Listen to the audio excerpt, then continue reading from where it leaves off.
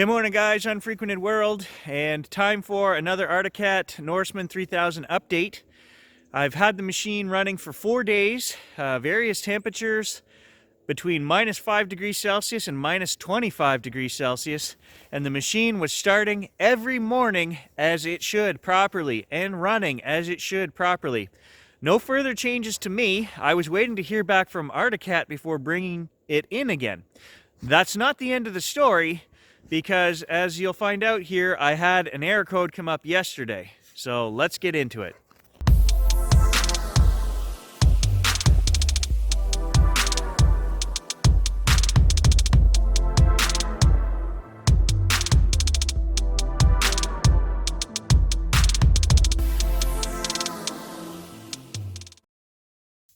Valentine's Day is coming, guys, and I made sure I bought my wife a new present, so you guys do the same. I actually bought that helmet for myself last season, the end of the season, wore it twice. Can't wear glasses in this helmet. The front face doesn't lift up here, and it's very tight on my head to get glasses in there, so no good for me. I don't wear contacts, so the wife's getting that for Valentine's Day. And on Saturday, when I went riding with my dad and my cousin, bought myself a nice new helmet. So, hey, two birds, one stone, right? We've talked about this before. Be smart in your shopping. Buy yourself something new, pass on the old stuff, cover your Valentine's Day, it's all good. You might want to take her across the lake on the machine to the bistro if you're going to do that, because it's probably not going to go over well.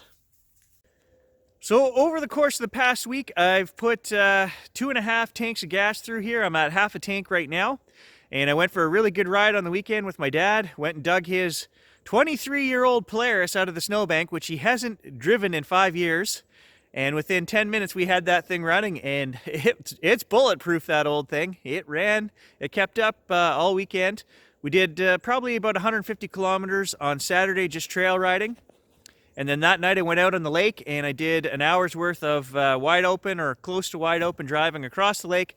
Took the wife to a little bistro for dinner and zipped back across the lake, and I didn't have any problems with the machine in the course of that 4 days. And I thought, well, I can't figure this out. I don't know what's going on.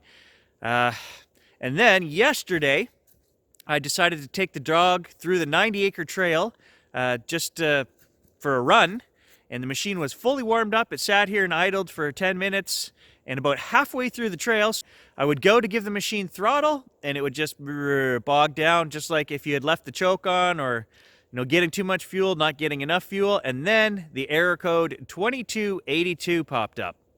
So I'll just read the 2282 error code that I was getting on the Arctic the other day. P2282 is an OBD2 generic code for the engine control module, monitoring the vacuum in the intake manifold at idle. This code is triggered if excessive air is getting into the intake unmetered, which indicates a vacuum leak. And that is the same code I was getting when I originally brought this machine in. The dealer got this code back on January 20th.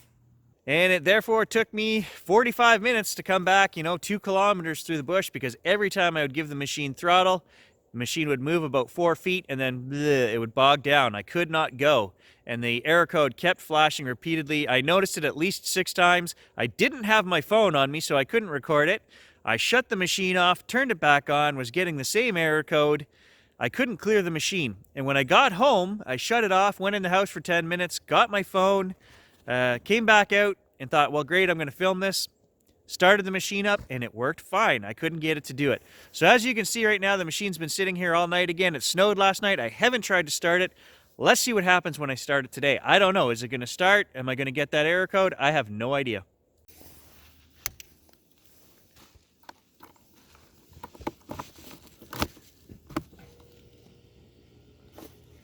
Clean this off in case we get an error code.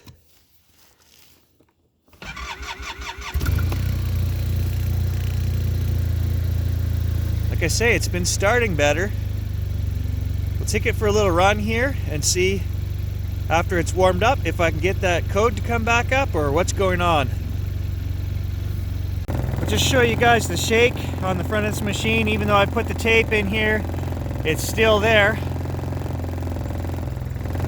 Can't get rid of it. That's as good as it's going to get.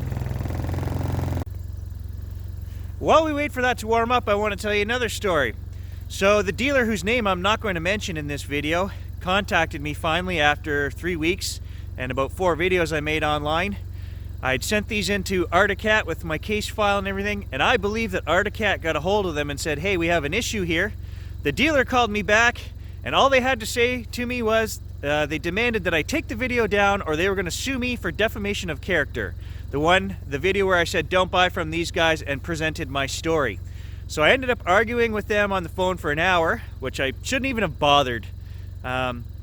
Explained the definition of defamation of character, which is a false statement made by one party which would accrue losses to another party, which would be false. And I said to the guy, nothing in that video was made up or falsely represented. This is the story, this is what happened, these are the steps, and it's all the truth. They didn't like that. I couldn't bother arguing with them, so I have made the video private. It's still online because Articat wants that video, and I don't know if they're going to do any recommendation to the company for that. I don't know. I doubt it. I'm still waiting to hear back from Articat. They've contacted me twice through email asking me for more information, asking me what type of fuel I'm using in the machine, what type of fuel was in it when I brought it to the dealer, and a few other questions I can't remember off the top of my head. How many kilometers were on the machine now after running it? Small stuff. And apparently the woman who has my case, this was her last week. On Friday, she's no longer with the company, so she gave me her manager's name and number and the case number. And I updated on the weekend. I sent them another email saying, here's the story about getting that error code. Can you add this to my case file? So I haven't heard anything back. It's only Monday. I'm not expecting to hear anything back here for a few days. They seem pretty slow on getting back to people. I'll let you guys know as soon as I hear something back. But as far as the dealer here in town, you guys can look up. You'll know who it is. I don't have anything good to say about them. Just call me up to say, hey, take that off or we're going to sue you. Not, hey, we made a mistake, nothing, no, we're going to deal with this. You've had the machine at home for 7 or 8 days at this point now, and you're still having the exact same issue that we sent you home with the machine after we told you it was fixed and ready to go. Not a, hey, sorry, nothing, just we're going to sue you if you don't take that video down. That doesn't sit well with me, and 1,800 people saw the video before I made it private. So I got my point across at one end of it, but I just make sure I still tell everybody I meet in person, you know what? This is my story. And if they don't think that one person who's dissatisfied, rightfully so, can hurt their business, they're going to learn. This is a different day and age, I think, with social media. And we have to demand more from these guys. We have to demand better service. Also, I'll tell you, the other day it was minus 25 when we went riding on Saturday, and the dirt roads out in Redbridge where my dad lives, they have logging trucks running on there all winter this year. And they have 6 to 8 inch runnels built into the road.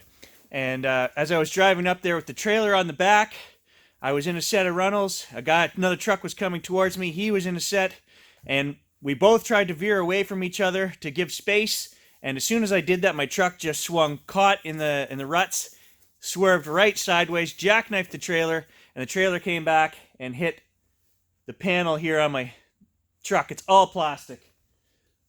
$1,000 to replace that piece right there, so it's not going to happen. I'm not replacing that. I could go through my insurance, but I think I've got a plan. I think I'm just going to put some wheel guards on here. And really, there's about 1.5 inches to 1 3/4 of plastic that's missing. I might be able to fix that. If I can, I'll show you guys. That's my project for this week. It's made me sick when that happened. It was just so cold, the plastic just shattered. And it damaged the trailer pretty good, too. I took the hammer, and I'm still banging it back into shape. So I'll show you guys some pictures of that mess. That's how my day started on Saturday.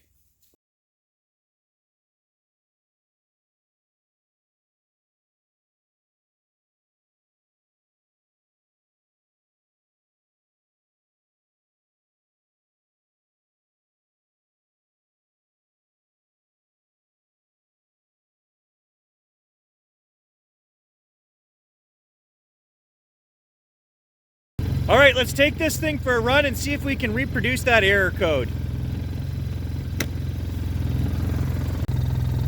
So no error codes yet, but I can hear the high-pitched squealing bearing sound that I could hear before when I brought it in and they said, oh no, we took the track apart, there's nothing wrong with the drive bearings. I can hear it again every time I get going here. I'm gonna try to record it and see if the phone picks it up. It's a very high-pitched squeal.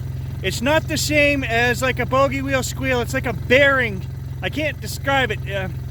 Here, I'll record it and see if it picks it up. Okay, trying to capture that bearing squeal.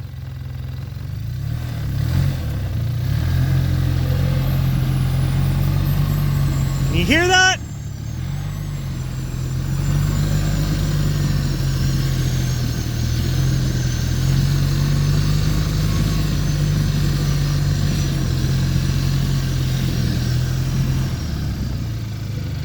I don't know, I'll check through the miracles of editing, see if I can boost the sound levels. If you can hear that, there's a very high-pitched squeal there. Sounds like a bad bearing, and it sounds like it's coming from directly under me, which is where the track drive wheels are. Well, that's through the trail, 90-acre trail, a couple more kilometers, around the house for 10 minutes. I can't get that code to come up again, so it's an intermittent thing, whatever it is, but that tells me that it's electronic, I would think. I'm not sure.